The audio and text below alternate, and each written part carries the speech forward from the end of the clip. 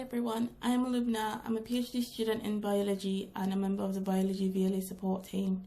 This video is a guide into the biology virtual learning environments that's also called VLE, Blackboard Learn or Learn Ultra. So as you begin your degree in York, you'll find you're going to spend a lot of time on the VLE. It's a very important resource. The VLE is where you'll find information on your program and resources available in the department and the university. It's also where you'll find the learning materials for your modules. So here's a quick outline to this guide. I'll begin by showing you how to access the VLE, showing you the structure, how to find other additional resources. I'll show you the Biology Student Services site, the Skills Hub, and finally, and probably the most important part, how to use the VLE for your studies at York. So let's begin with how to find the VLE. If you go to the university homepage and click on the Staff and Students drop-down menu, there should be a link through to the VLE.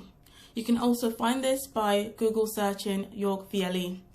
And there's also a very good mobile phone app available from Google and Apple stores called Blackboard Learn.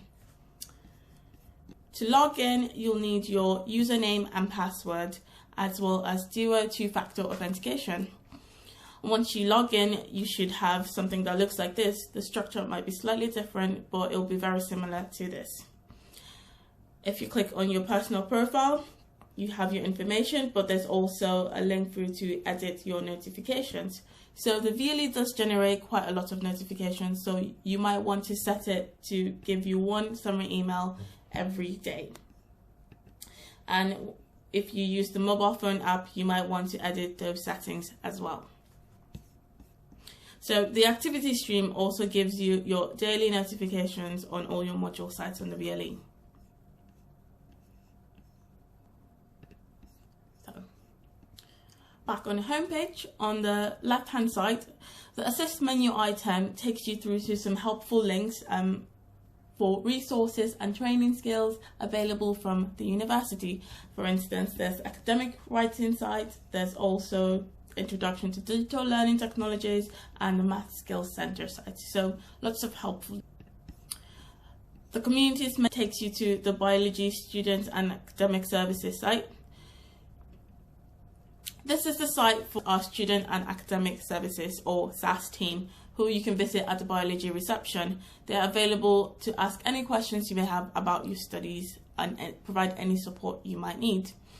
So the welcome page shows you the members of the SAS team and how to contact them.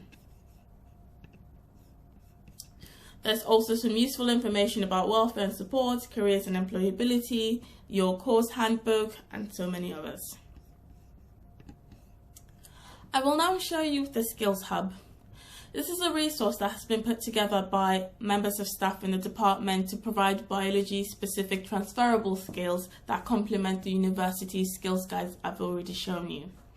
So the Skills Hub is hosted on a website rather than the VLE, but your module sites will usually have a link through to the Skills Hub site. It's got many useful links to training resources and skills.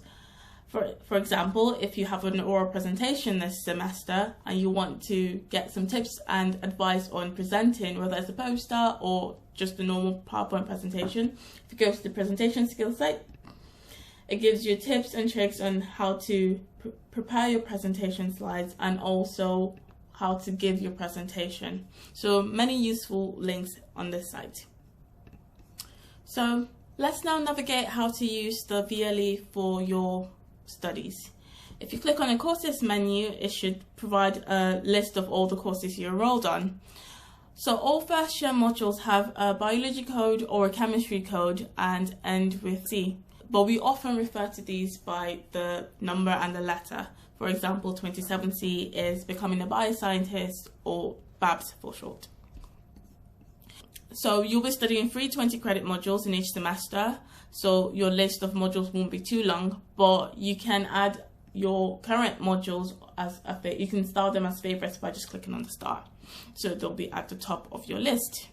So let's now focus on 27C, or BABS for short. So each module has a consistent structure based on a template, and if you're studying in different departments, you might find that module size is slightly different, but they should still have all the module information provided. So the menu on the left is not very helpful. You might only need to access the tools option. On the main page, the information is presented in directly accessible documents or a number of documents within folders. Information about your module is presented at the top, and you'll have to scroll down to access the teaching materials.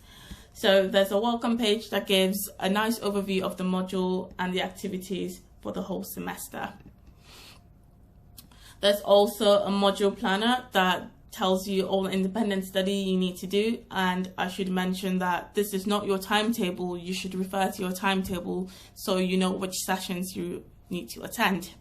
But the planner does provide a nice outline of what you need to be doing every week. So the module information folder contains information about your module, a link through to the university catalogue for your module.